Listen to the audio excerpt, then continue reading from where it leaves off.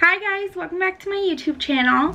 So I decided I'm going to start a series. I'm going to call it Top 10. So this is going to be the first video of Top 10 where I'm just going to talk about the top 10 places that you should visit.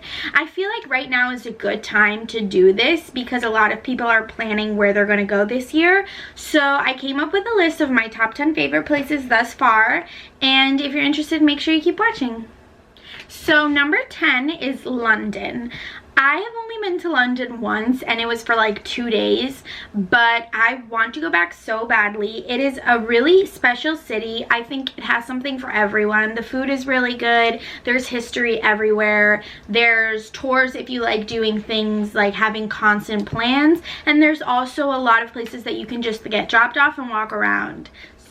At number 9, I have down Berlin. Berlin is a huge city. It's definitely recommended to go there for at least a few days because you like to see everything you need at least a week or more. I've been there a few times and I still don't feel like I've seen everything that I want to see, but it's a really nice place to just walk around and find cafes and museums. There's so much. There's something for everyone. There's a lot of culture and history. So for number 8, I have down Cartagena, Colombia.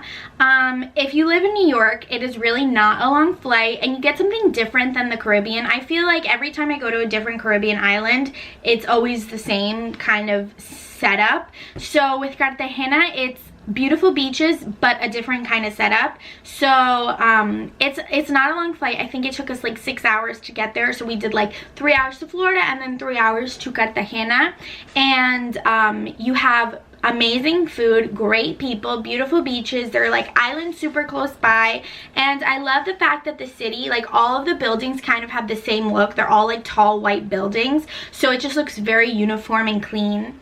At number 7, I put Puerto Rico just because it's such a close flight from the United States, and it's also a territory of the United States. So the times that I've flown there, I've only flown with a driver's license. I didn't even need a passport. It's super close, but it's like a totally different world. Like, I love seeing everything in Spanish and having people speak to me in Spanish, and the food is so good. We stayed in San Juan, but we would go to Viejo San Juan like every day because Viejo San Juan, you could walk around aimlessly for hours and not get bored. So for number 6, I have down Thailand, specifically Phuket, because we did go to Bangkok, but we just felt like it was a little overwhelming. It definitely is very fast paced, a lot of people, it gets really loud. So it's somewhere I think it's like sad to miss out on Bangkok, so I would definitely go if I'm in Thailand, if you're in Thailand, but definitely not for more than like 3 or 4 days. And so specifically I'm talking about Phuket, which we took a plane to from Bangkok. It was super affordable, and Phuket and all of Thailand is so affordable. We stayed at a 5-star hotel on the beach with a rooftop pool for like $40 a night. Like, it is unmatched. And also, like, the beaches are so nice. There are tours to other islands going on all the time. So definitely, if you're in Thailand, you have to go to Phuket. So for number 5, I have down Mykonos. Mykonos is so beautiful, and it's like a 3-hour ferry ride from Athens. You don't even need to take a plane because I'm pretty sure the flights were like over $100 and the ferry ride was only $70, something like that, per person. And it takes 3 hours from Athens, and then you're in like this amazing island that I feel like it's really hard to pick which Greek island you're going to if you don't have time to go to all of them. I wish I would have had time to go to Mykonos and Santorini, but we only had time for one. So we were at Mykonos and we loved it. Like, I can't compare it to other islands because I haven't seen the others, but I definitely recommend it. The only thing I didn't know was that Mykonos is super windy. Like, apparently year round they have super high winds. I don't know if this was like common knowledge and I just missed out on it, but yeah, just be prepared for that. So for number 4, I have Barcelona. Barcelona is one of my favorite cities in all of Europe.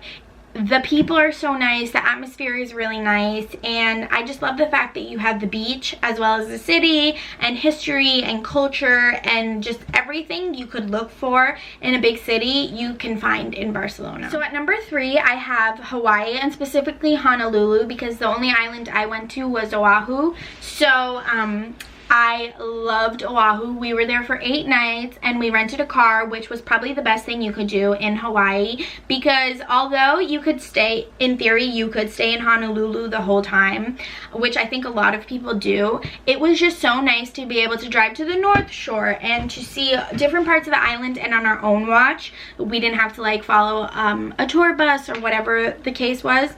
But Honolulu is so amazing, and we went in October and the weather was amazing, so I feel like you could literally go any time of the year and have a great time and great weather. Number 2 is Iceland. I loved Iceland. I went in January, which was fascinating because the sun rises at 10 a.m. and sets by 3 p.m. So you have basically all day of darkness, which kind of confuses you in the first few days. You're like, it's 9 a.m. why is it pitch black? But it's really cool if you want to see their northern lights, although I wasn't lucky enough to see them. But if you go between like December and January, I heard that's when you have the highest chances of seeing the northern lights.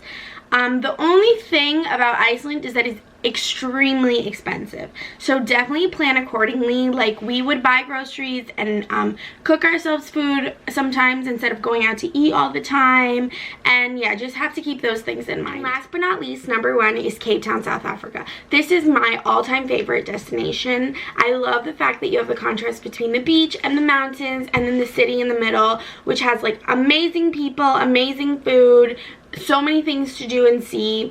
And Table Mountain is absolutely fascinating. You can ride up to the top or walk up and see the sunset from above the clouds. It's honestly so special. So thanks for watching, guys. If you enjoyed that or something of the nature, make sure you leave a comment, like, and subscribe, and let me know what kind of top 10s you want. So I was thinking of doing top 10s for places that I've been and recommendations that I have for those places, but if there's something else that you guys are looking for, or if there's top 10 on specific places that you're looking for, make sure you let me know in the comment bar.